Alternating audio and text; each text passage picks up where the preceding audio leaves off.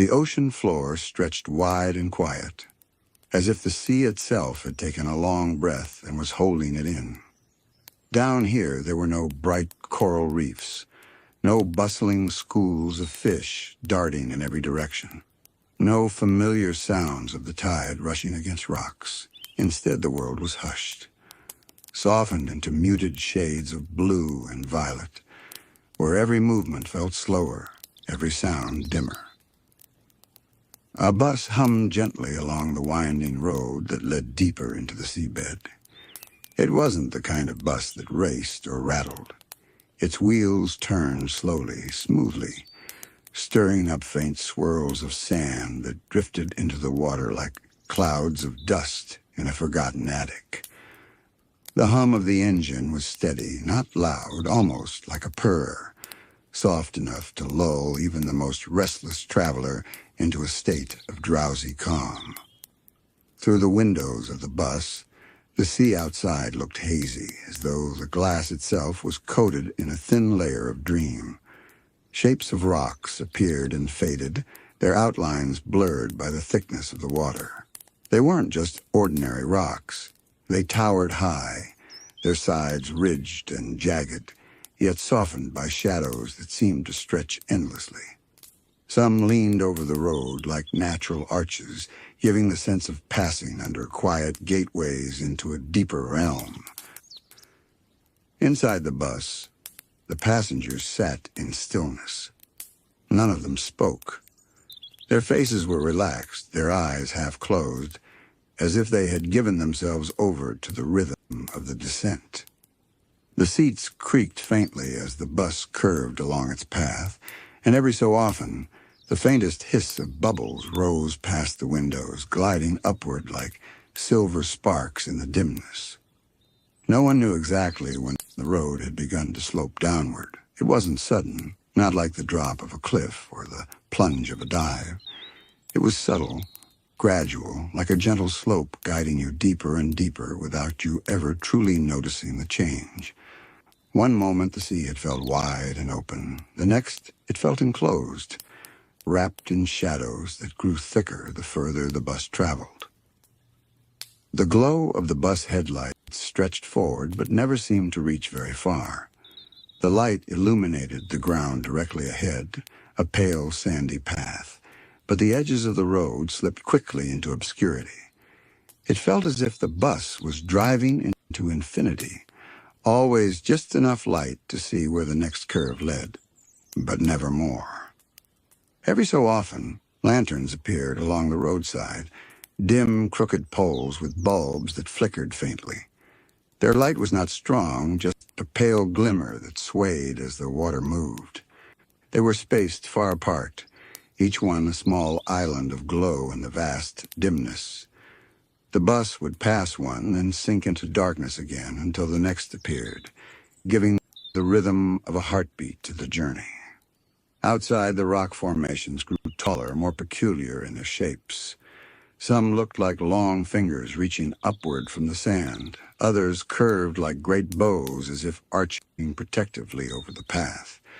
Their shadows stretched across the road, layering it in patches of near darkness, where the headlights seemed to hesitate before pushing through. It wasn't frightening. There was nothing here that leapt or startled. Instead, it was like drifting further into a dream you had no reason to resist.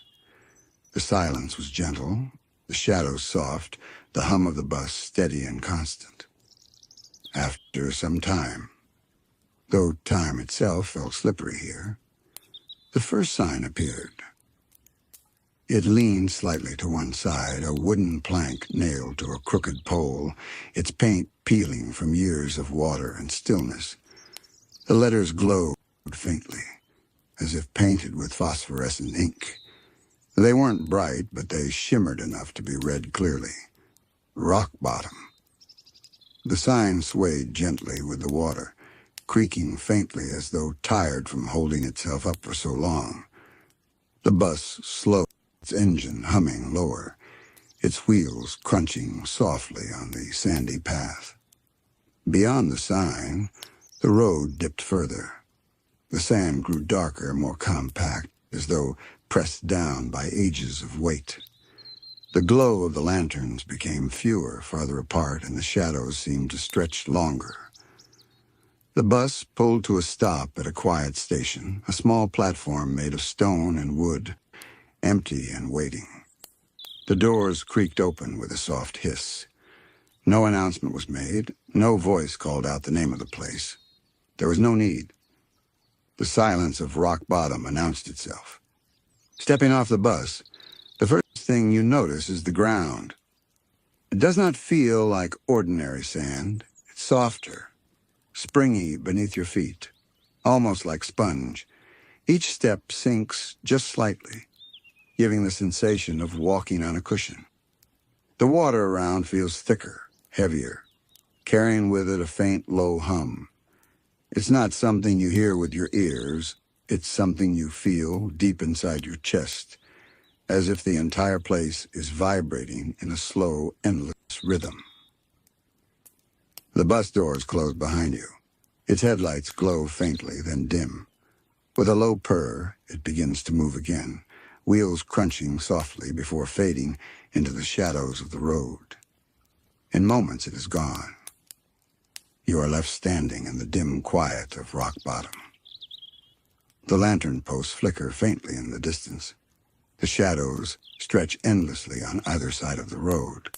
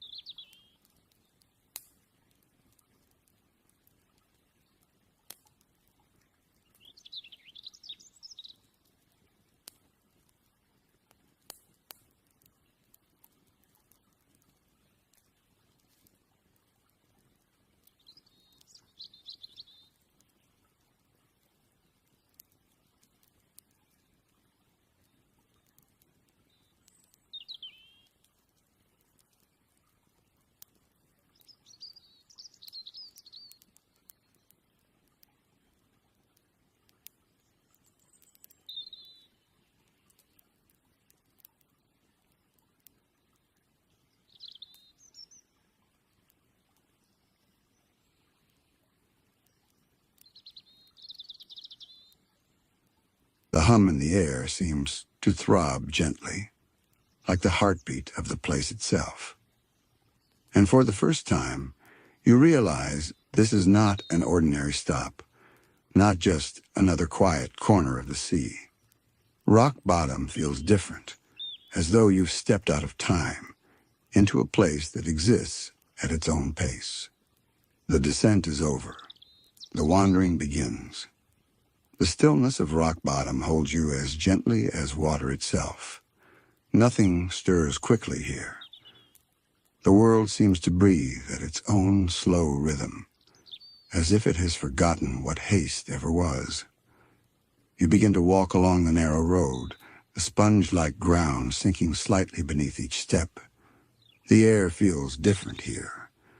Not heavier in a way that weighs you down, but thicker, almost velvet-like, wrapping around your body with a subtle hum. Every movement feels softened, muffled, as though you are drifting in a space designed for silence. The lantern posts ahead flicker faintly, glowing with tired light. They aren't bright, but they offer a path, spaced far apart like stars scattered along the road. You move from one glow to the next, the darkness between each one stretching like long pauses in the conversation. Each pool of light feels like a resting place, a pause in your journey before continuing deeper. The buildings that line the roadside appear slowly, almost shyly, revealed in the faint glow of the lanterns. They are simple, box-shaped, leaning slightly to one side as if too weary to stand straight. Their surfaces are worn, some covered in patches of dark moss, others etched with long cracks from the pressure of the deep. Windows glow faintly here and there, pale green or yellow light seeping through, as if from lanterns placed inside. But no figures appear behind the glass. No shadows move across the curtains. Still, the presence of these dim lights comforts you. It tells you that rock bottom is not empty.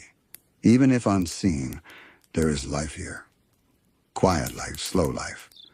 Life that is adapted to the rhythm of this dreamlike place. As you continue, the silence reveals its texture. It is not absolute, not hollow. Instead, it is layered with subtle sounds that drift and fade. The distant groan of water shifting against stone.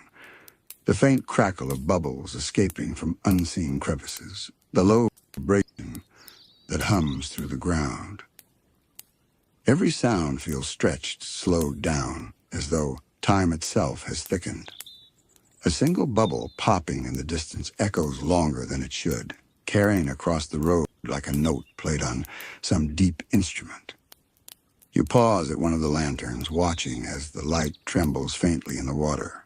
Tiny particles float lazily in the beam, catching the glow before drifting away. They move with no urgency, swirling slowly like snowflakes in a gentle current. You find yourself matching their rhythm, your breathing slower, your thoughts softer, as though rock bottom itself is teaching you how to move. Further down the path, a signpost appears. It is small, crooked, almost hidden in the shadows. The lettering on it is faint, but you can make it out. South Path, Coral Flats. The arrow points into the darkness where no lanterns glow. Beyond the road, faint rock shapes rise and fall, jagged outlines against the dim. You do not take the path, but you note how easily the road could branch and disappear into the unknown. The hum in the air grows slightly deeper as you walk on. It's subtle, but noticeable, like the ocean itself is shifting to a lower note. You place a hand on the ground and feel it vibrate faintly, like the pulse of something vast beneath the surface. Rock bottom is not silent. It is alive, and its life reveals itself in the slowest, gentlest ways. As you walk, shapes begin to drift above. They aren't clear, not like fish you'd see in the brighter seas above. Instead, they are blurred, their outlines stretched by shadows. One passes slowly overhead, a long body with trailing fins that move like ribbons in the water. Another follows behind, smaller, carrying faint sparks of light within its belly that flicker like lanterns. Their movements are calm, unhurried, as if they too are caught in rock bottom's lull. You stop to watch them drift by, their figures bending in dim light. They do not seem to notice you, or perhaps they simply don't mind your presence. Down here, there is no sense of intruding, no feeling of danger. Everything moves at a pace that feels safe, timeless, and dreamlike. When they vanish into the shadows, the quiet thickens once again. The lanterns flicker faintly, and the ground hums gently beneath your feet. You keep walking. Another building appears, this one larger than the others, shaped like a dome, its surface smooth and pale. A faded sign above the door reads, "Rest Station." The windows glow faintly, and the door sits slightly open, creaking with the water's slow movement. Inside, you see only stillness. A row of chairs, each empty, their seats covered in thin layers of moss. A lantern swings gently from the ceiling, casting soft circles of light across the floor. The silence in the station feels deeper, heavier, as though time has slowed even more inside. You linger in the doorway, feeling the weight of its quietness, then step back onto the road. As you move further away, the station fades into the darkness, its glow becoming just another faint memory along the path. The descent continues, but you can't quite tell how far you've gone. Time feels slippery here. Minutes stretch like hours, and yet hours might pass without notice. The only truth is the hum, the lanterns, and the endless road leading you deeper. You realize now that rock bottom is not a place you simply arrive at. It is a place that slowly gathers around you, layering its silence, its glow, and its rhythm until you are part of it. The descent is not just downward, it is inward, pulling you into a dream you do not want to wake from. The road continues, winding in slow, deliberate curves. Every step feels cushioned by the sponge-like ground, each footfall absorbed and softened until it is barely a sound at all. Walking here feels less like travel and more like floating, as though rock bottom itself is carrying you gently along. Ahead, the lanterns grow sparser. Where once their faint glows appeared every few lengths of the road, now they seem scattered farther apart, the darkness stretching longer between each one. When you pass from one circle of light to the next, it feels as if you are slipping in and out of different worlds, brief moments of faint glow followed by stretches of deep, velvety shadow. In those shadows, the silence thickens. Yet the silence is never empty. Always there is the hum. It thrums softly through the ground, rises into the water, and seems to move through your own body as though you have become part of the rhythm. It is a sound that is not a sound, more like the weight of the ocean pressing against you, steady, calm, eternal. Sometimes a distant noise drifts into the silence, the soft hiss of bubbles escaping from some unseen crevice, the groan of rock shifting under the weight of the deep, a slow, elongated pop, as though something vast and far away has spoken in a language you cannot understand.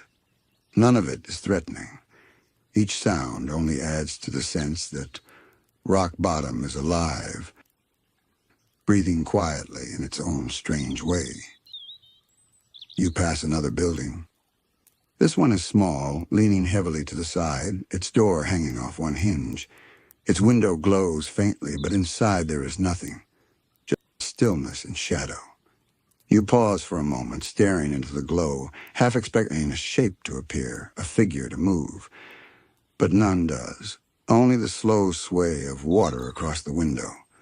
The building is there, yet it feels less like a home and more like a dream of a home, left behind long ago.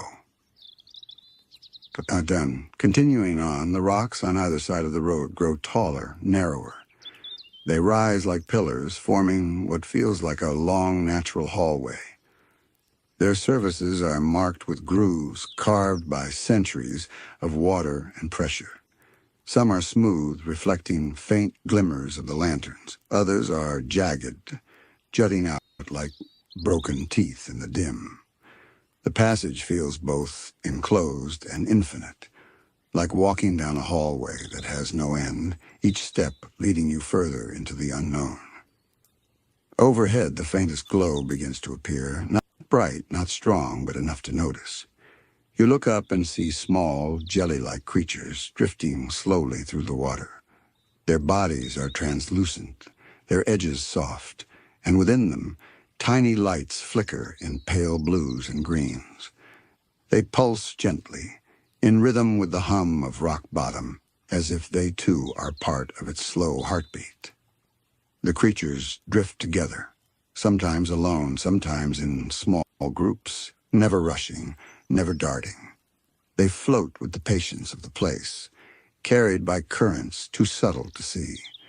Their faint glow casts ripples of light across the rocks, painting the walls of the passage with patterns that shift and dissolve like moving shadows. One drifts low enough to hover near you. Its body expands and contracts in the slow rhythm of breathing. Inside it, faint specks of light swirl gently, glowing, fading, glowing again. The creature lingers for a moment, then drifts away, vanishing back into the shadow. You watch until the glow disappears, then step forward once more. The passage eventually widens, opening into a broad, flat space. Here the ground feels softer, as though the sponge beneath your feet has grown thicker. Your steps sink slightly deeper, leaving faint impressions that slowly rise back up when you move on. The hum here grows fuller, as though the space itself has become an echo chamber for rock bottom's quiet song. In the distance, you notice something unusual, a bench. It sits alone at the edge of the path, simple and wooden, its surface worn and warped by the water. Its presence feels strangely comforting, as though it was placed here just for those who wander this road. You sit, the wood creaking faintly beneath your weight, and feel the hum of rock bottom rise up through the bench and into your body. Sitting there, you notice details you hadn't before. The way the lantern light flickers, dimming and brightening like a slow heartbeat. The way the floating particles in the water shimmer faintly when they catch the glow. The way the silence here is never total, but always layered with soft sounds, subtle rhythms, hidden currents. Time slips further away. It's impossible to know how long you've been walking, how long you've been descending. Minutes stretch thin, dissolve into hours, hours into something unmeasurable. Here, time is not kept by clocks or by the sun. It is kept by the hum, by the flicker of lanterns, by the drifting glow of creatures above. When you rise again and begin walking, you feel lighter, as though some part of the silence has entered you, as though rock bottom has already begun to shape your rhythm to match its own. The road continues, and still you follow. The path narrows again as you leave the bench behind, and soon the lanterns thin, until only their faintest glow remains at long intervals. Darkness stretches between them like wide pools, swallowing the road in places where even the faintest shimmer of light refuses to reach. Yet walking into the shadows doesn't feel frightening. It feels like stepping deeper into a dream, as though rock bottom is gently pulling you into its heart. Every so often, the silence bends, carrying faint echoes that arrive without warning. A soft creak, as though some distant door opens and closes. A low vibration, rolling through the seabed like the groan of something shifting far below. Even the occasional pop of an unseen bubble drifts through the stillness, slow and elongated. The hum of rock bottom lingers as you rise from the glowing coral. It clings to the air, to the ground, to your very breath. Yet as you begin walking again, you realize there is more than just hum here. There are layers hidden within the quiet, sounds folded so gently into the silence that at first you mistake them for part of your own thoughts. The lanterns on the road are fewer now. Their faint circles of glow arrive in long intervals, leaving stretches of near darkness where the silence grows thicker. In these stretches, your senses sharpen in unusual ways. Your eyes trace the faint outlines of rocks and buildings. Your ears listen more closely, and it is then that you begin to hear the hidden echoes of rock bottom. At first, it is a faint sigh, low and drawn out like the breath of some vast sleeping presence. It comes not from one direction, but from everywhere at once, carried by the water and slow waves. Then, moments later, a soft bubble pop sound drifts through the stillness, far away but stretched and lengthened, as though time itself has slowed the sound before it reached you. You pause to listen. The sigh fades, the pop dissolves, and once again only the hum remains. But you know now that rock bottom is full of voices, voices that do not shout or call, but whisper slowly in a language made of echoes. The road bends, and as you follow, more buildings appear along its edges. They are not clustered close together, but scattered far apart, each leaning slightly as though weighed down by time. Their windows glow faintly, muted yellows and pale greens that look less like lamps and more like tired eyes watching through the dark. And none of the doors are open. None of the windows shift. Yet the lights burn softly, like stars that refuse to go out. The silence here is not empty. It feels inhabited, lived in, even if unseen. You sense presences within those buildings, not in the way of sharp movements or voices, but in the quiet flicker of the light itself, as if the rooms beyond the glass are filled with slow dreams. You walk slower now, allowing yourself to hear more deeply. The silence offers fragments, a faint tapping sound that comes and goes, as though a pebble has been dropped into a still pool far away. A long groan of wood, perhaps from one of the leaning buildings, shifting under the weight of the deep. Then a new sound, the faint echo of something brushing the ground like fabric dragged slowly across stone. The hum, the sighs, the groans, the pops, the taps, all of them blend into a kind of music. It is not music made of instruments or notes, but of patience and distance. Rock-bottom silence is not silent at all. It is a vast, slow song, stretched across the darkness, unfolding only for those willing to listen. As you continue walking, the ground changes. The spongy cushion beneath your feet thins, replaced by firmer sand that crunches softly under each step. The sound is small, delicate, but even that faint crunch feels loud compared to the layered quiet around you. You almost feel guilty for breaking it, but then you realize even your footsteps are part of Rock Bottom's music now, another soft note in the endless song. The lanterns here are dimmer. Some flicker irregularly, fading until they nearly vanish before glowing faintly again.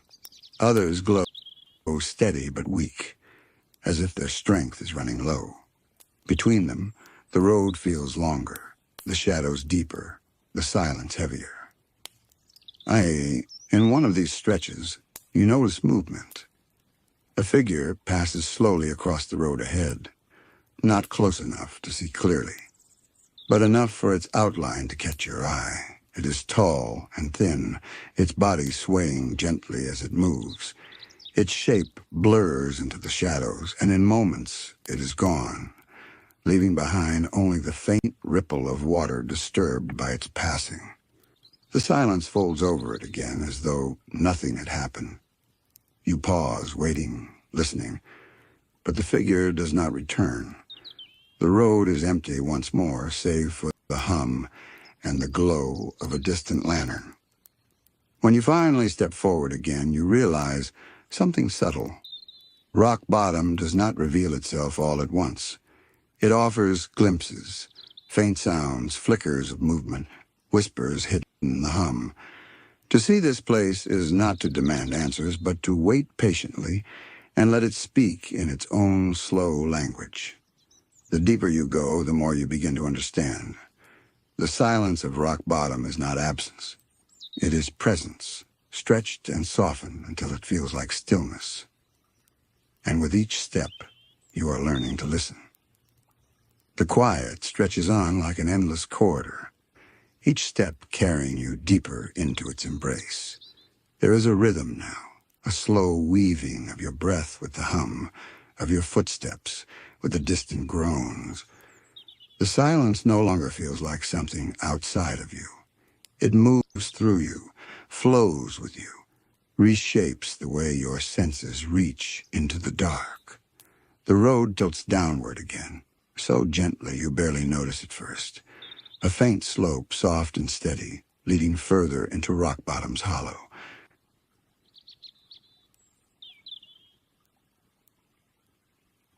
With the slope, the air grows heavier, the hum deeper. It is as if the silence itself thickens, coating everything with an unseen layer of stillness. The lanterns on this stretch lean more sharply, some nearly bent in half, their weak glow reflected in pools of shallow water gathered along the path. These pools are not clear, but dark. their surfaces slightly ripple despite the absence of any breeze. When you pause to look into one, you notice how it does not mirror you as it should. Instead, it reflects faint outlines of shapes that are not present. The shadow of a building that isn't nearby, the trace of a figure that isn't there. You blink, lean closer, but the ripples blur the images before you can hold on to them. The silence here carries with it the faintest vibration, so subtle it feels more sensed than heard. It travels up through your legs from the ground, a low and patient tremor, as if something deep beneath the sand is stirring very slowly, turning in its sleep. The vibration grows no stronger, but it remains a reminder that rock-bottom stillness is always alive beneath its surface. You continue forward. The buildings thin out again, leaving longer stretches of bare road framed only by jagged rock. These rocks rise tall, leaning toward each other like half-closed curtains. They narrow the path, pressing you inward, guiding your focus to the silence that hangs thick between them. In these narrower passages, the echoes are clearer. Each small sound travels farther, stretches longer, until it feels less like sound and more like memory. A drip of water falls from somewhere unseen, and its echo rings far beyond what such a small drop should allow. It lingers, softening into a hum before fading completely. Then moments later, the sound returns faintly, as if repeated by the rock itself. A perfect imitation, but not quite the same. It is slower, lower, as though rock bottom has replayed the sound in its own time. You listen more closely. Another sound follows, faint and fleeting, a shuffle, the brushing of something across stone. Again the echo repeats it, softer, drawn out, carrying it away. The silence here is not simply absorbing sound. It is reshaping it, stretching it, turning it into something new. The realization comes quietly, like a thought that has been with you all along.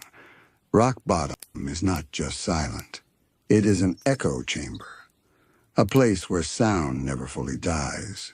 Every note, every whisper, every step becomes part of a long, slow conversation, carried endlessly through the deep. The echoes are not all the same. Some are clear, like mirrors reflecting sound with precision. Others are altered, blurred, reshaped until they sound like something else entirely. A faint tapping becomes a distant drumbeat. A sigh becomes a drawn-out whistle. Even your own footsteps return to you changed, as though someone else is following behind, repeating them in their own rhythm. The effect is both calming and strange. It feels less like you are walking alone and more like rock bottom itself is walking with you, echoing your presence in ways you cannot control. The silence holds your steps, your breath, your thoughts, weaving them into its endless song. At one point, you stop completely. You hold still, not even breathing, and listen. The silence does not stop with you. It continues to hum, to sigh, to tap faintly, as if there are countless hidden lives just beyond the reach of your eyes. The longer you listen, the more the echoes sound like voices, not words, not language, but tones and cadences, whispers that shift and change like the rise and fall of distant tides. Perhaps they are only the echoes of the rocks and water, sounds bent and repeated until they resemble voices. Or perhaps, you think, they are something more, the traces of those who once passed through here, lingering in the silence long after they left. Their steps, their breaths, their quiet sighs, all stretched into eternity by rock bottom's patient song. The thought does not frighten you. Instead, it settles gently, like a story told before sleep. The silence is not empty. It is full of presence, full of memory, full of echoes that keep the place alive. You begin walking again, slower now, careful to notice each sound you make. Each step feels like a gift to rock bottom, another note to add to its endless composition. Even the faint rustle of your movement joins the echoes, reshaped and carried into the deep. For a moment, you feel as though you have become part of rock bottom itself, not just a visitor passing through, but a note in its ancient song, and the silence, vast and echoing, welcomes you without a word. The deeper you go, the more rock bottom reveals its patience. The silence stretches wider, longer, yet never feels empty. It is alive with layers, as though the deep is breathing around you, carrying whispers in its slow tide. The road narrows further until it feels less like a street and more like a passage carved by time.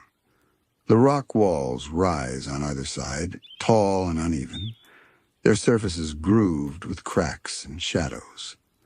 The lanterns are sparse here, each one a distant beacon, his faint glow swallowed quickly by the surrounding dark. Between them, the silence grows so dense it feels like velvet pressed against your ears. In one such stretch, the echoes become sharper.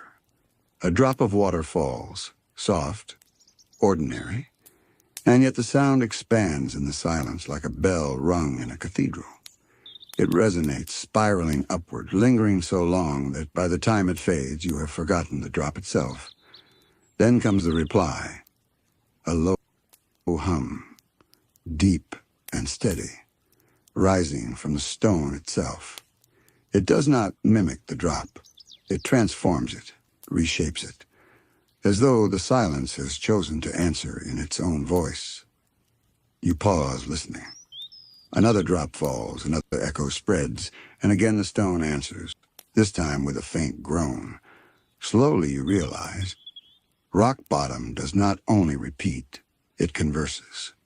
Every sound is acknowledged, reshaped, returned in a new form. The thought makes you tread more carefully. Each step of yours is not just noise, it is message, one the silence receives and answers. You test this gently, one step, slow and deliberate. The crunch of sand underfoot rings out, drawn long in the silence. The silence of rock bottom is vast, steady, and unbroken. But as you walk further along the dim road, something new begins to appear, a faint light, softer than the glow of the lanterns, and far more mysterious. At first you think it is only a trick of your eyes, some shimmer caught in the heavy stillness. But the more you look, the more certain you become. Something in the deep is glowing. It is not sudden. The light does not rush or startle. It grows slowly like the bloom of a flower in darkness, spreading its faint radiance into the thick water. It is pale at first, a hazy bluish green that hums at the edge of your vision. Then as you step closer, it deepens into a richer glow, soft and liquid, as though the very water is infused with light. The lanterns along the road flicker beside it, their tired flames paling in comparison. Where the lanterns glow in circles, steady but limited, this strange light spreads differently. It drifts, it moves, it flows with the water like living breath. It feels less like a lamp and more like something alive. The road curves toward it, guiding you nearer. The stones beneath your feet shimmer faintly, touched by the glow. You notice how the rocks nearby, once shadowed and lifeless, are now painted in hues of turquoise and green. Even the pools of water on the path catch the glow and ripple with soft reflections, bending the light into shifting patterns. As you draw closer, the glow reveals itself more fully. It does not come from a lantern nor from any building. Instead, it rises from clusters of strange, coral-like formations growing along the roadside. These formations are unlike any coral you have seen before. They are tall and spindly, the branches curved and twisted, but their surfaces shimmer with an inner light that pulses faintly, as if in rhythm with the silence around them. You kneel to look more closely. The glow is not steady, it flickers, but not in the way of fire or flame. It pulses, expands and contracts, like the slow beating of a heart. The color shifts subtly as it pulses from pale green to deep teal, then back again, never harsh, always soft. It is hypnotic, dreamlike. And the longer you look, the more it feels as though the glow is not just light, but presence. When you reach out to brush one of the glowing branches, the light reacts. It grows brighter for an instant, sending a ripple of color through the formation before settling back into its soft pulse. The glow does not retreat. It does not resist. Instead, it feels as though it acknowledges you, gently and wordlessly. The silence of rock bottom folds around this glow, making it even stranger. Here the echoes are quieter, more subdued, as though the glow itself absorbs sound. The hum is still present, steady and deep, but it seems softened, muffled by the light. It is as though the glow is not just illumination, but also a kind of listening. You rise and continue walking, passing clusters of the glowing coral. Some are small, only faint patches of light that flicker like fireflies. Others are larger, rising taller than you, their twisting forms glowing with enough strength to illuminate the road far ahead. In these stretches, the shadows fall away, replaced by soft waves of color that drift and shimmer across the rocks. The deeper you go, the more the glow multiplies. Soon the lanterns along the road feel unnecessary, their weak flickers drowned in the glow's steady rhythm. It is no longer just patches of coral here and there. The glow spreads across entire walls of stone, seeping into cracks, climbing upward until the dark ceiling above looks sprinkled with faint stars. It is beautiful, yes, but strange. The glow does not behave like light should. It does not brighten evenly, nor does it stay still.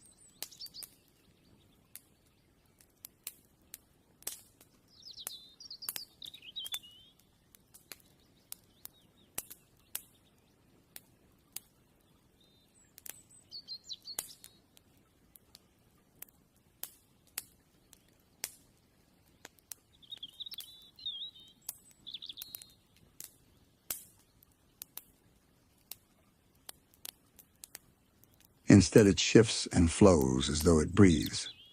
It reminds you of the silence itself, alive, patient, unhurried. Only here, instead of sound, it speaks in radiance. As you walk, the glow begins to feel less like something you are seeing and more like something you are inside of. It surrounds you, embraces you, drapes the world in a soft, dreamlike haze. The road, the rocks, the pools of water, all of them are part of the glow now, moving with it, pulsing gently with its rhythm. You pause again, letting it wash over you.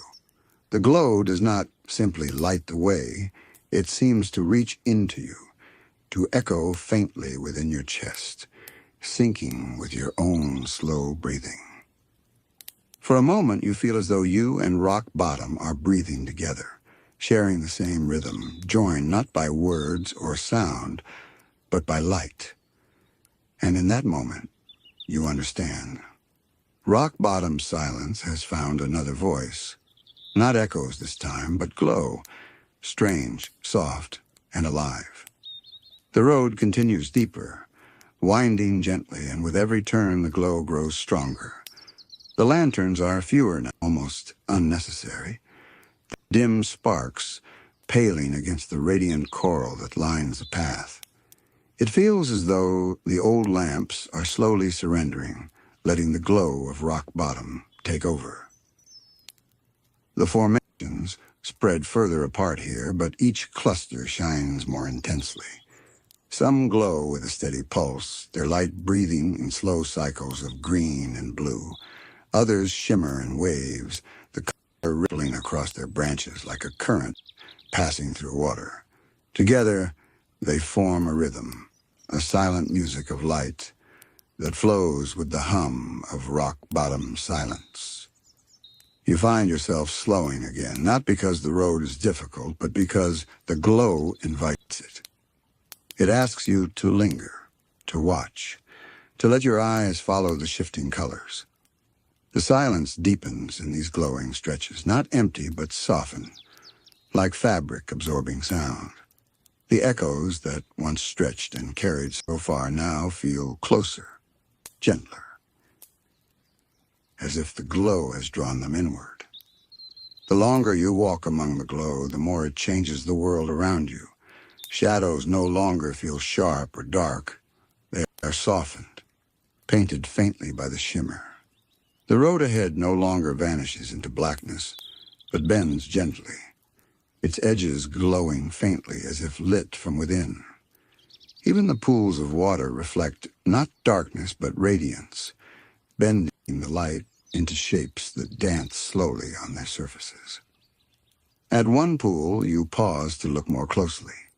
The water reflects the glow above, but it is not a simple reflection.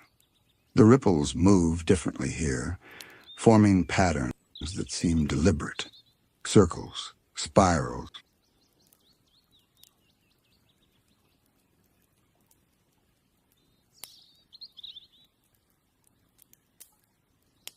Lines that shimmer and shift as though the glow itself is shaping them. When you reach out to touch the water, the glow brightens for an instant, rippling outward in response, then settles again into its gentle rhythm. It is not only the pools. The very air feels touched by the glow. It bends around you, casting faint halos across the rocks, filling the spaces between lanterns with its dreamlike haze. You breathe, and it feels as though the glow lingers faintly inside your chest, warming you from within. Further along, the coral grows stranger. Some of the clusters form arch-like shapes, curling over the road in luminous loops. Passing beneath them feels like stepping through thresholds, as though you're entering not just deeper space, but deeper silence. Each arch glows in a slightly different hue, one green, one teal, one pale blue that shimmers almost like silver. The glow does not simply illuminate the arches. It seems to hum faintly within them, though no sound reaches your ears. It is silence shaped into light, guiding you through. Beyond the arches, the glow spreads more widely across the rocks, until entire walls shimmer with veins of radiance. It looks almost as though the stone itself has grown translucent in places, carrying light like a living body carries breath.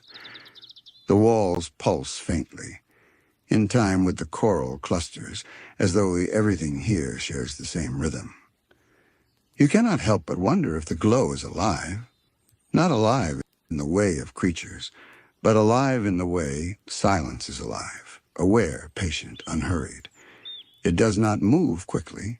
It does not demand attention, but it is present in every shift, every pulse, every flicker.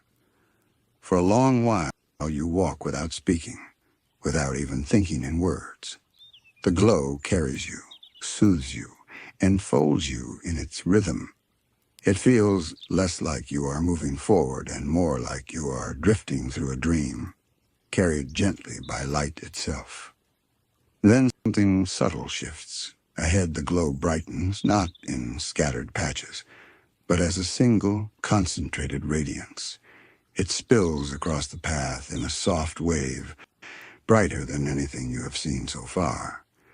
The air shimmers faintly with it, bending as though touched by heat, though no warmth reaches you. The silence grows even thicker here, muffling every echo until it feels as though the glow itself has hushed the world. You step carefully into the brighter space. The ground beneath your feet shimmers faintly, glowing in thin lines that spread like roots across the sand. The rocks around you shine brighter, their veins glowing like the arteries of some vast, hidden heart. At the center of it all is a massive coral formation, taller than any you have passed. Its branches twist upward, curving like spires, every inch glowing with a steady teal radiance. Unlike the smaller clusters, this one does not pulse or flicker. Its light is constant, unwavering, as though it has been glowing for eternity and will continue to do so long after you are gone. You stop before it, feeling the silence settle fully around you. The hum beneath everything is still present, but softer now, muted by the glow. The echoes have fallen silent too, as if listening, as if waiting for you to notice. The glow does not waver, it does not shift. Yet standing before it, you feel a presence, calm, patient, watching. Not with eyes, not with words, but with light itself. You breathe deeply, and the glow seems to echo your breath in silence, holding it, carrying it, folding it back into its endless radiance. For a moment, you are no longer separate. You are part of the glow, and the glow is part of you. You linger before the massive, glowing coral for some time, not counting the minutes, not even certain if time moves the same way here. The radiance is steady, calm, endless.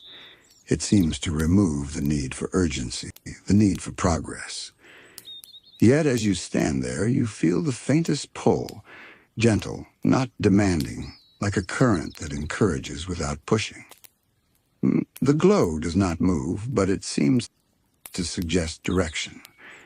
It spills more strongly along one side of the road, illuminating the path ahead as though laying out a trail. The rest of the cavern feels softer, shadowed, as if it is fading into distance. Slowly, you understand, the glow is guiding you onward. You take a step forward and the silence adjusts. The hum beneath the world grows more distinct again, a low vibration that rolls beneath your feet. The echoes return as well, faint at first, then carrying gently once more, not in broken fragments, but in full, even waves. They feel aligned with the glow, not separate from it, as though the coral's radiance has taught them to flow more smoothly. As you walk, the formations grow stranger still. Some appear twisted into spirals, their light curling around and around before fading into the stone. Others form lattices, interlocking branches that glow like woven fabric. The road itself begins to shimmer more frequently, its surface streaked with thin glowing veins that snake forward like pathways of light. In one place, the glow pools in a hollow, creating the illusion of a pond made entirely of radiance. The light ripples faintly, though no water is present. When you step near it, your own shadow bends unnaturally, curving toward the center as though drawn in. But the glow does not consume it. Instead, it softens the shadow, spreading it wide until it melts into the light. It is here that you notice how your own presence has changed. At first, you were a traveler, an observer of the silence and the glow, but now, in these deeper spaces, you are not separate. The glow accepts you, shapes you, pulls your shadow into its rhythm. You are part of the scenery, another figure within rock bottom's dreamlike stillness. The quiet grows thicker as you continue. Not heavy, not oppressive, simply vast, as though silence itself has expanded. When your foot touches the ground, the sound is delayed. The path narrows again, carrying you away from the last traces of the strange glow. It does not vanish completely. Thin veins of light still flicker faintly across the stone, like threads holding the memory of what you have seen. But they grow dimmer with every step. The silence returns in fuller form, deeper and more spacious, filling the cavern around you with its steady, patient rhythm. For a long while, the road slopes gently downward, winding as before, carrying you deeper into rock bottom's quiet. But then the ground changes. The slope straightens, steadies, and when your eyes adjust to the dim, you see it before you, a staircase carved into the rock. It rises from the ground without warning, the steps wide and shallow, stretching upward in a slow incline. They are not grand, not ornate, just plain heavy stone, their edges smoothed by time. They do not shine with the glow, though faint veins of it run through the cracks, glimmering here and there. The staircase looks endless. Its top is hidden by the curve of the cavern above, vanishing into darkness. You pause at the base, listening. The silence here is different. It is deeper, but also layered. When you breathe, your breath lingers longer before fading, as though caught between walls unseen. When you shift your weight, the sound travels upward along the steps, stretched into a faint echo that does not return. It only climbs, carried into the heights above. The stairs wait, unmoving, patient, eternal. You place your foot on the first step. The stone is cool, rough beneath your touch, but steady. The silence swells faintly around the sound, then absorbs it fully. You take another step, then another, and soon you find yourself climbing. At first, the staircase feels simple, ordinary. Each step is wide enough for comfort, shallow enough not to tire. But as you climb, the rhythm of the stairs takes hold of you. Step after step after step, the motion repeats, steady, endless. The silence deepens with it, filling the spaces between each sound until it feels as though the entire world is composed of your footsteps and the quiet they leave behind. After some time, the air shifts. It grows cooler, carrying a faint current that brushes along the stone. The silence begins to hum more strongly, the vibration rising from the steps themselves. Each footfall carries the hum upward, adding to a rhythm that seems older than the stairs, older than the cavern. It feels as though every traveler who has ever climbed these steps has added their footsteps to the same hum.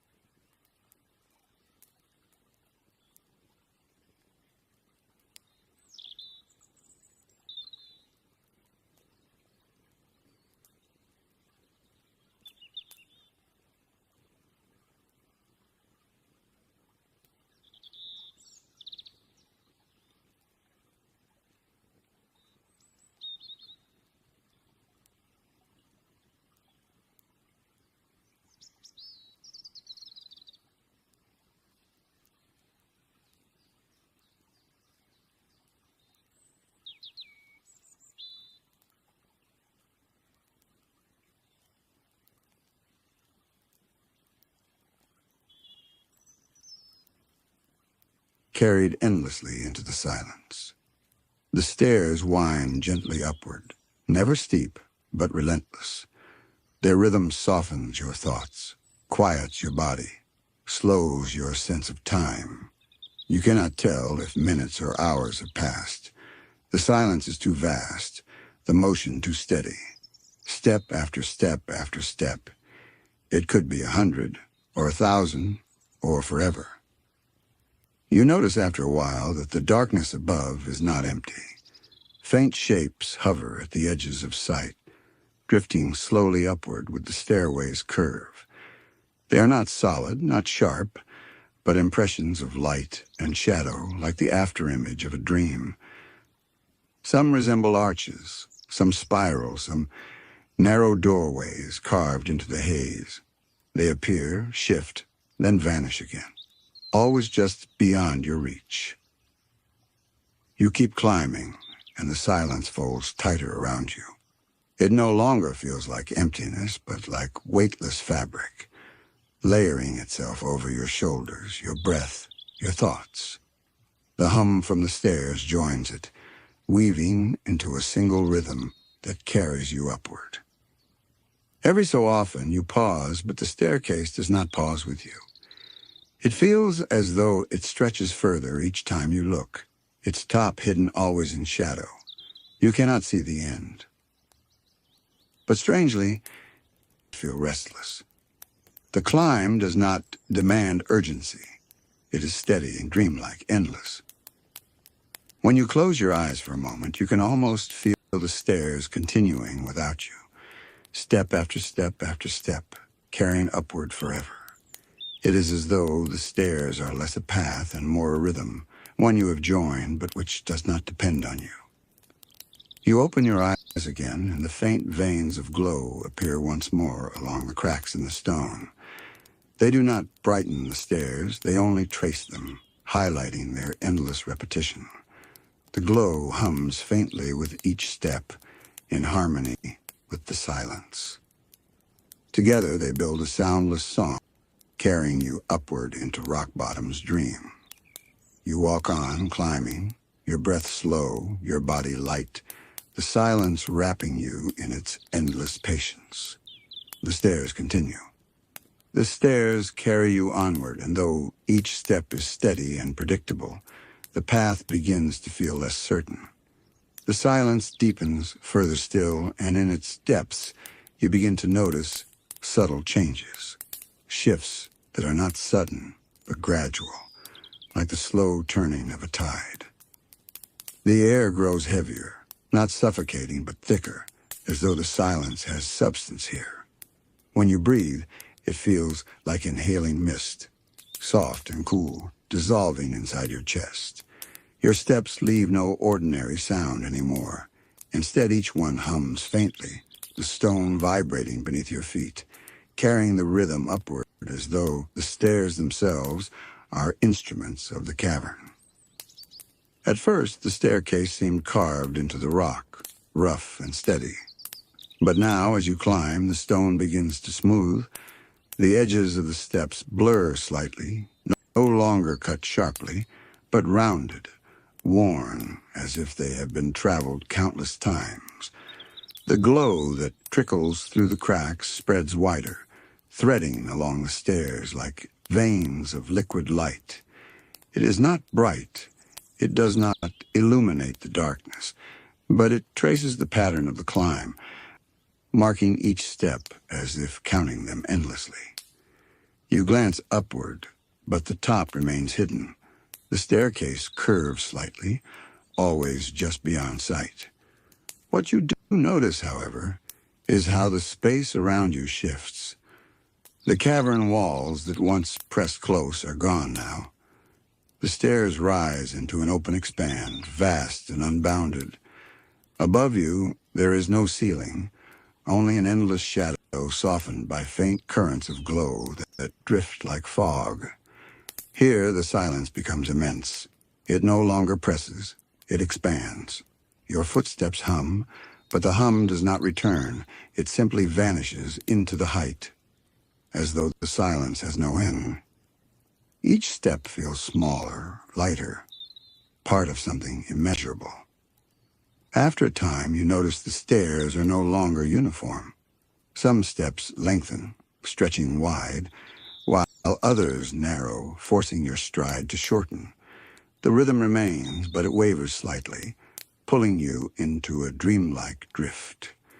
At one point, the stairs split into two paths, curving away in opposite directions, only to merge again several steps later.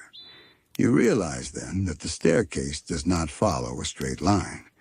It winds, weaves, bends, not in ways the eye can always see, but in ways your body feels. The shapes in the air return as well. At first faint, then clearer, they hover just beyond the stairs. Spirals of light and shadow turning slowly, arches that fade as you approach, doorways that seem carved into nothingness. None are solid, none can be touched, but their presence lingers. They rise and fall with the staircase, drifting like memories too distant to recall fully. As you climb, your sense of distance begins to unravel. You try to count steps, but the numbers slip away, dissolved into silence. You try to measure time, but there are no markers here. No shift of day or night, no sound to anchor you. There's only the climb, the hum, the silence. Strangely, instead of fatigue, you feel lighter. Each step carries you not into effort, but into release. The silence seems to take weight from you, softening the tension of your body, smoothing the restlessness of your thoughts. You are not climbing towards something. You are simply climbing within something, carried deeper into rock bottom's endless rhythm. At one landing, you pause, expecting to find a platform or a resting space. Instead, you find only more steps, stretching in all directions. To your left, a staircase rises into the dark. To your right, another descends into shadow. Behind you, steps coil backward, fading into mist. Before you, the stairs continue upward. For a moment, it feels as though you are at the center of something vast, a web of stairways stretching forever, each one vanishing into silence. They overlap and cross, but never collide. Each one leads somewhere and nowhere, all at once. The hum vibrates beneath your feet, stronger now. It feels as though the entire network of stairs is alive, resonating with a single endless rhythm. You stand within it, part of its pattern, another sound woven to its silence. You choose to continue upward, and the silence folds around you again, step after step, hum after hum, glow after glow. The endless stairs welcome you without end, without haste, without need. And you climb. The climb resumes, steady and unbroken. But soon the stairs themselves begin to shift in ways that no longer feel bound by ordinary space. At first, it is subtle. A step that tilts slightly upward, another that angles sideways, though your body feels no strain. Then the shifts grow stranger. One flight bends gradually until it carries you not upward, but outward, as though you are walking along the inside of a spiral shell. The silence does not resist these changes. It flows with them, folding around you no matter where the stairs lead. The hum beneath your feet continues its rhythm, constant, unwavering, carrying you forward even when direction seems meaningless. Soon the staircase bends at sharper angles. One set of steps carries you straight upward, then without warning curves until you are walking horizontally, your body adjusting as though gravity itself has softened. You glance to the side, expecting to see a wall, but there is nothing. Only the vast expanse of mist and shadow, filled with drifting shapes of arches and spirals. Another turn leads you downward, yet it feels no different from climbing. Up, down, sideways, the stairs do not distinguish. Each step is simply part of the same endless rhythm. As you move through these shifting paths, the glow reappears in stronger form.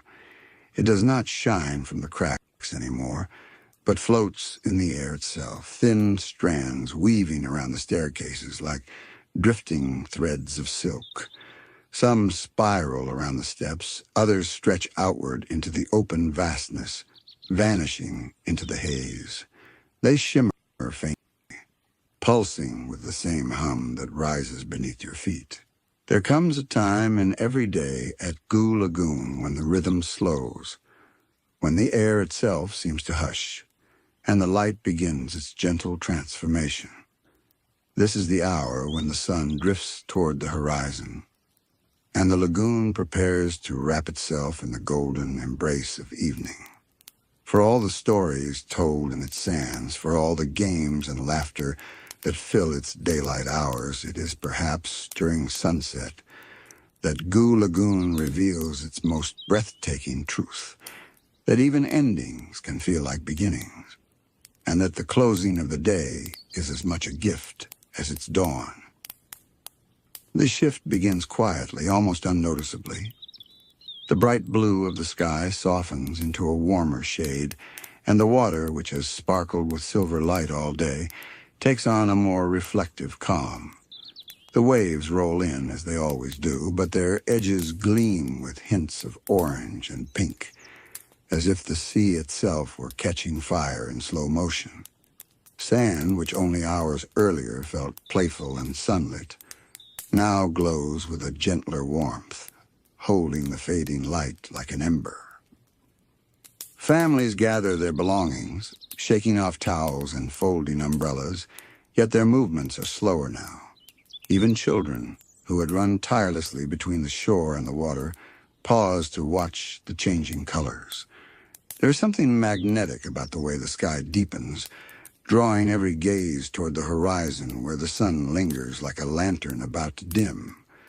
The voices of the crowd soften into murmurs, laughter giving way to a quieter joy, as if everyone collectively agrees that this moment is worth more silence than sound. Some sit in the sand, digging their toes into its coolness, while others remain standing, arms wrapped loosely around themselves, as the breeze carries the salty scent of evening. Couples walk along the shoreline, their footprints trailing behind, while older visitors lean against driftwood or rocks, gazing out, as though they are watching not just the sunset, but a memory of every sunset they have ever known. It is during this time that Goo Lagoon seems to take on a personality all its own. The lagoon is no longer merely a playground or gathering place. It is a mirror of the sky, a vast canvas on which the day paints its final masterpiece. The water reflects every hue in layered brilliance, gold near the horizon, deepening into crimson, then melting into soft purples and blues. The effect is so complete that it feels as though you are standing not on sand, but in the heart of a painting that shifts with every passing minute. As the colors bloom, they awaken stories of their own. Children often point at the water, insisting they see shapes in the reflection. A jellyfish made of clouds, a starfish outlined in orange light, or the silhouette of a great sea creature rising from the depths. Parents smile at these imaginings, but they too feel the enchantment, remembering the stories once told about the lagoon's mysteries. Some even whisper that the watcher in the sand is most present during sunset, when the air is thick with memory and the sands seem to glow from within. Birds contribute their part to the performance, gliding low over the waves before returning to their nests. Their wings catch the light as they pass, flashes of brilliance against the darkening horizon. The sound of their calls blends with the surf, creating a lullaby that belongs only to this hour. It is neither the noise of day nor the silence of night, but something between, a transitional music that feels like a gift to those lucky enough to hear it. The tide, too, begins its slow shift. As the sun lowers, the water creeps higher on the shore, claiming the day's footprints one by one. Each mark, each memory pressed into the sand, is washed gently away, leaving behind a smooth surface that gleams in the last rays of light. Watching this ritual, visitors often feel a sense of closure. The erasure is not harsh, but tender, as though the lagoon is saying, "Thank you. I will keep this story safe. Now rest." And in the sky, the sun itself begins its descent in earnest. At first, it is a glowing disk, bold and unyielding. But with every passing minute, its edges soften, and it sinks lower, bathing the world in a warm, amber glow. Shadows stretch long across the sand, growing darker as the horizon ignites. The final moments before the sun disappears are the most mesmerizing. The light seems to shimmer on the surface of the water, dancing like fire before slipping beneath the line where sea and sky meet. As soon as it vanishes, a hush falls over Goo Lagoon. Though twilight follows, though stars soon awaken, the instant of the sun's farewell carries a power that stirs the heart. It is a reminder of endings, yes, but also of cycles, of the promise that the sun will rise again tomorrow to bathe the lagoon in new light. The calm that lingers afterward is not sorrowful, but serene, a deep, abiding peace that wraps around every visitor like a soft blanket. For many, this is the moment they treasure most. The chance to sit with the lagoon, not in noise or laughter, but in stillness, watching as the world shifts gently toward night. It is the hour of reflection, when stories told during the day settle like grains of sand, and when hearts, no matter how busy or restless, find themselves slowed by the rhythm of the sea. For some, the beauty of Goo Lagoon's sunset lies not just in the sky or the water, but in the way it transforms the people who witness it. The sunset seems to slow every heart, creating a shared moment that belongs equally to families, lovers, friends, and strangers alike. Each visitor experiences the glow differently, and yet somehow all those experiences blend into a single harmony. Families often gather close as the day draws to an end. Parents spread out blankets and coax tired children to sit beside them, offering snacks saved for this quiet moment. The little ones, who only hours ago had raced endlessly across the beach, now lean sleepily against their parents, watching the shifting light with heavy eyes.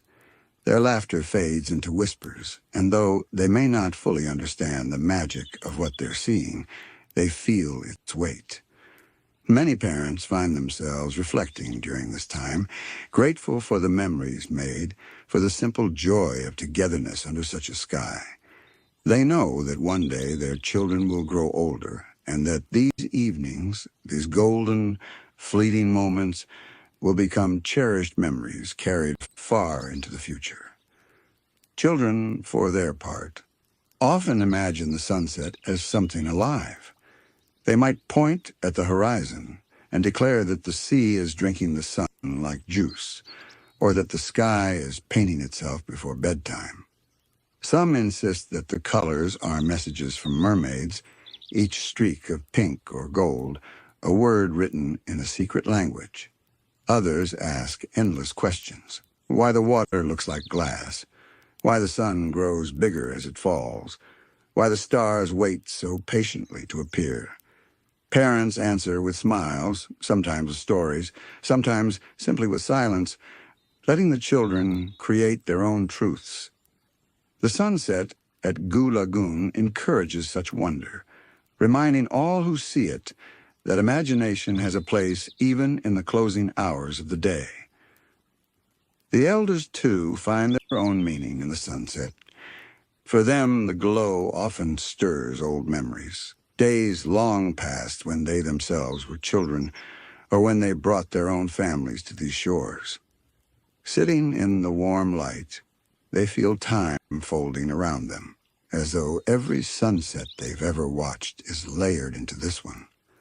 They see not just the fading sun, but the passage of years, the way life itself mirrors the tide, always advancing, always retreating, always returning anew. Many elders describe sunset at Gu Lagoon as a gentle teacher, offering lessons in acceptance. The day is ending, yes, but it ends beautifully, and in that beauty is comfort. Then there are the solitary wanderers, those who come alone, seeking quiet or escape. They walk along the shore with bare feet, letting the water lap softly at their ankles as the sky burns with color. For them, sunset is not about sharing, but about listening, about being present with their own thoughts. Some find solace in the rhythm of the waves, realizing that even as their lives feel tangled or uncertain, the sea remains steady, eternal. Others feel inspired, their minds filling with words or dreams as though the horizon were inviting them to chase something beyond their current reach. The solitude of sunset does not feel lonely here. Instead, it feels like a conversation with something larger than oneself, something that does not need to speak to be understood. Couples, unsurprisingly, are drawn to the lagoon during this hour. They sit close together, hands intertwined, watching the sky melt into shades of rose and violet. The glow reflects in their eyes, and many believe the lagoon itself blesses their bond with its beauty.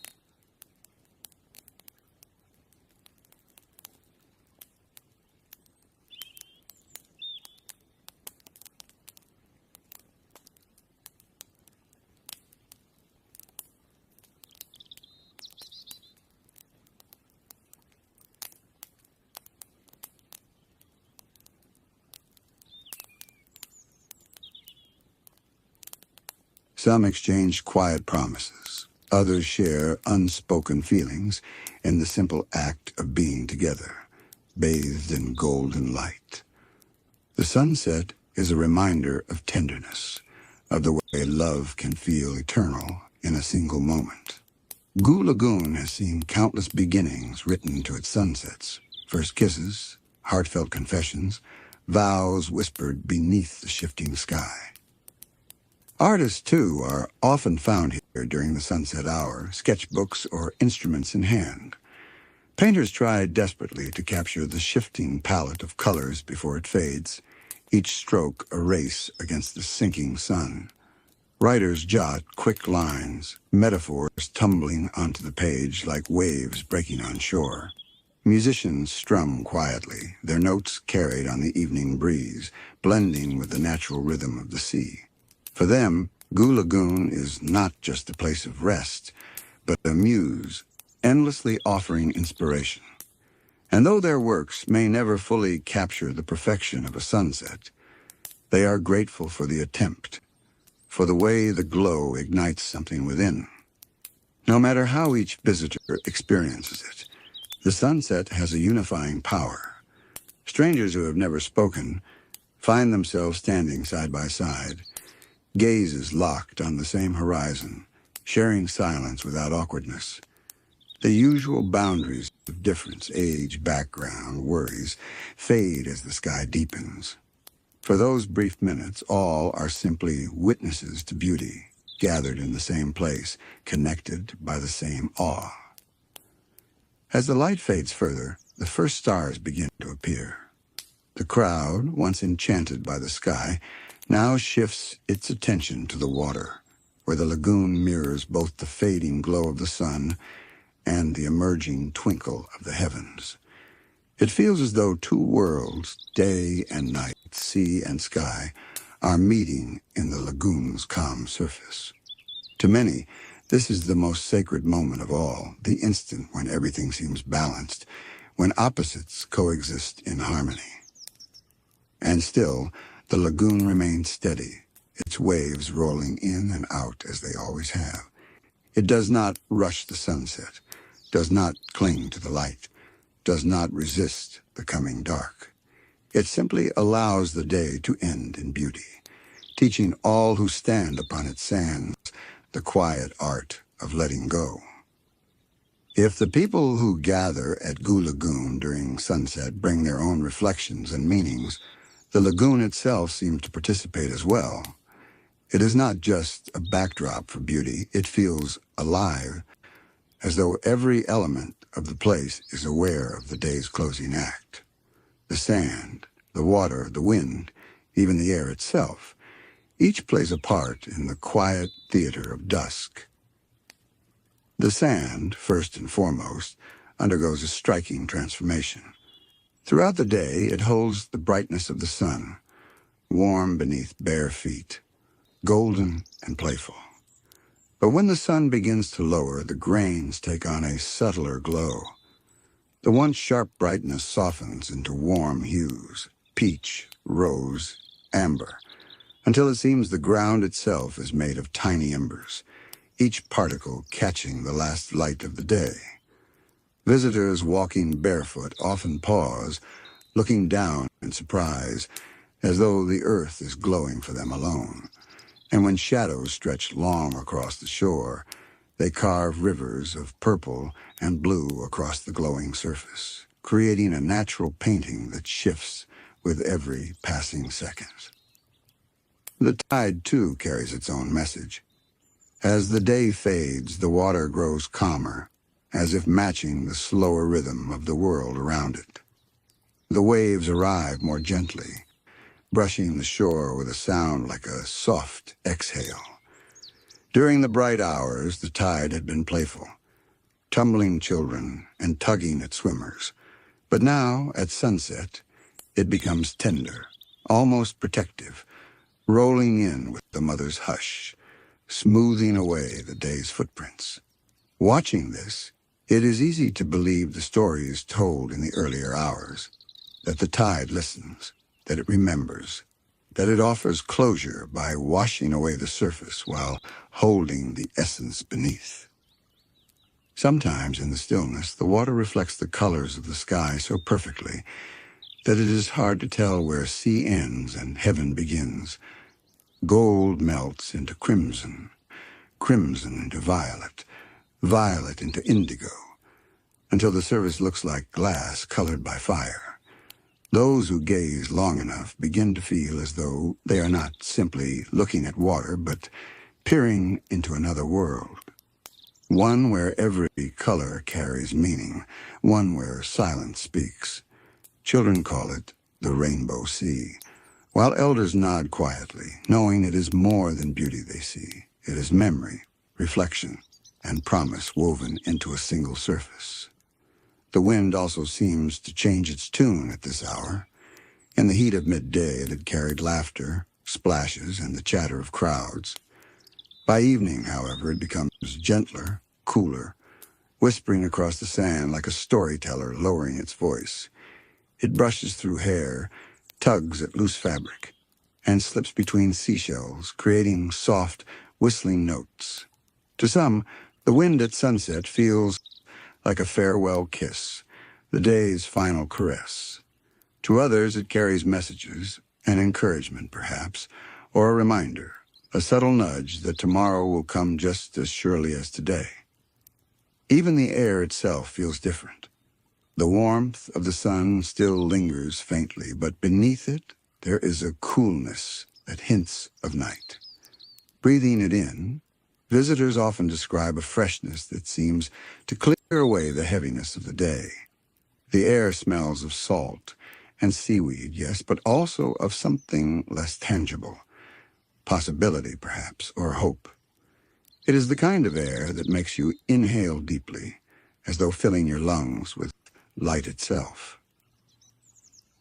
Together, these elements create the sense that Goo Lagoon is not passive during sunset, but active, alive, aware, almost ceremonial. The lagoon participates in its own way, offering beauty not as an accident, but as a gift. The glowing sand, the reflective tide, the whispering wind, the cleansing air, they combine into a harmony that feels intentional, as though the lagoon knows that this is the moment everyone waits for. It is no wonder, then, that so many speak of Goo Lagoon as a place of renewal. Standing on its shores as the sun sinks, one cannot help but feel part of something larger.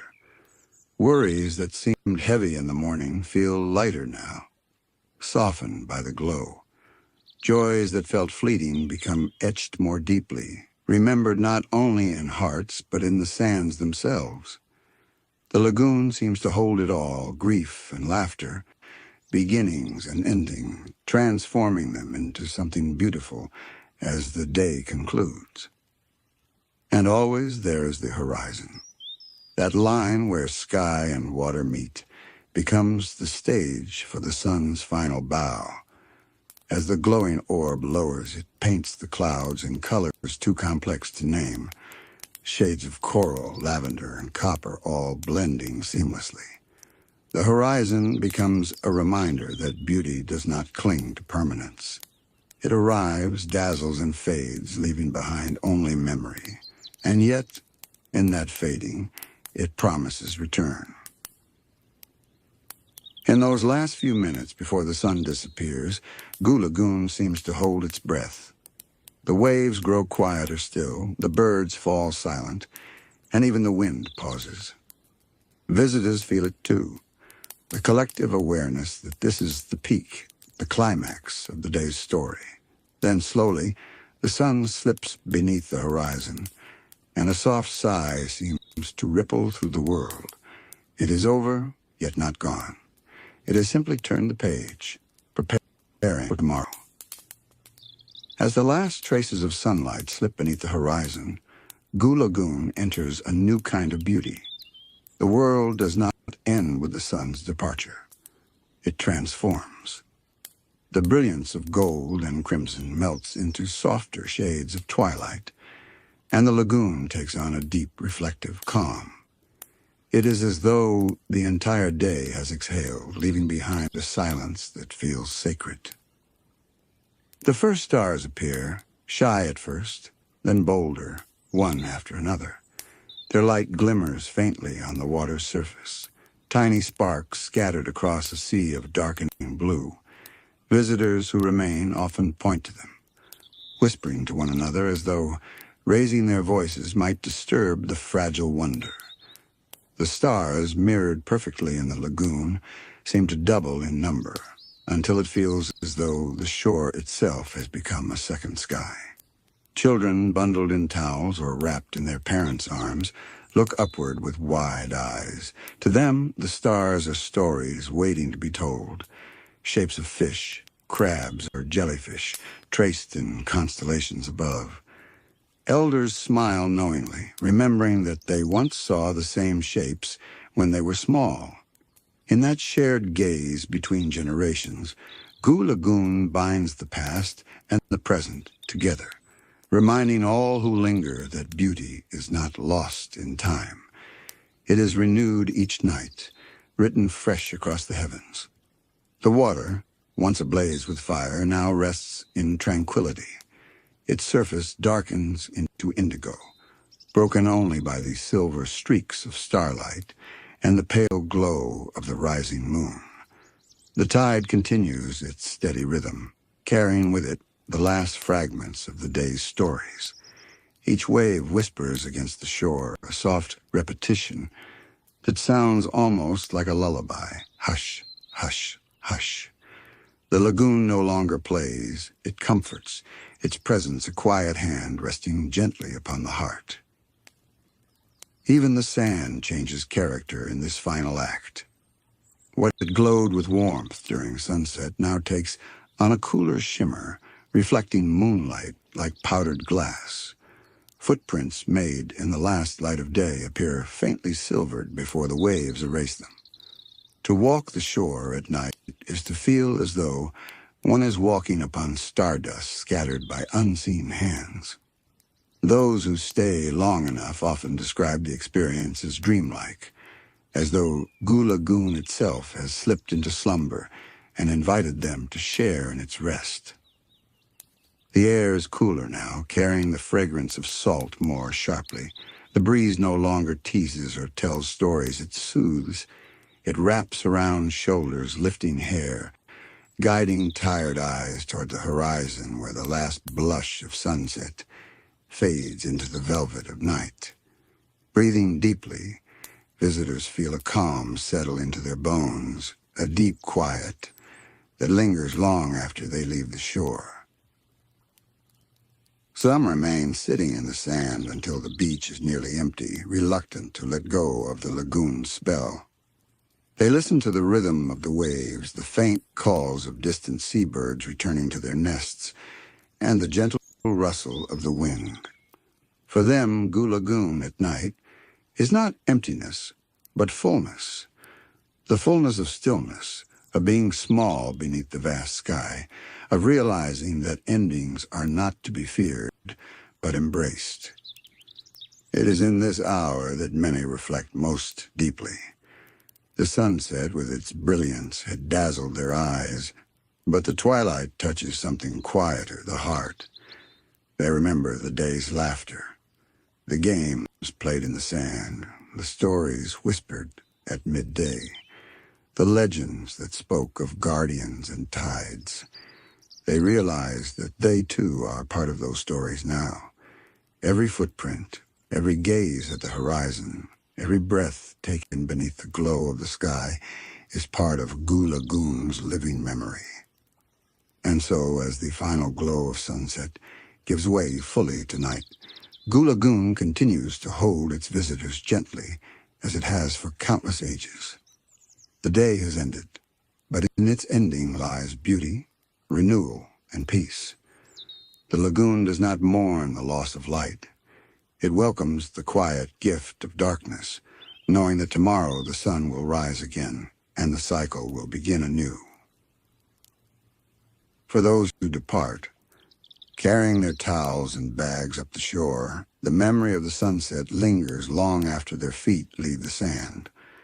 They glance back one last time at the darkened water, at the stars shimmering above and below, and they know they have witnessed something rare.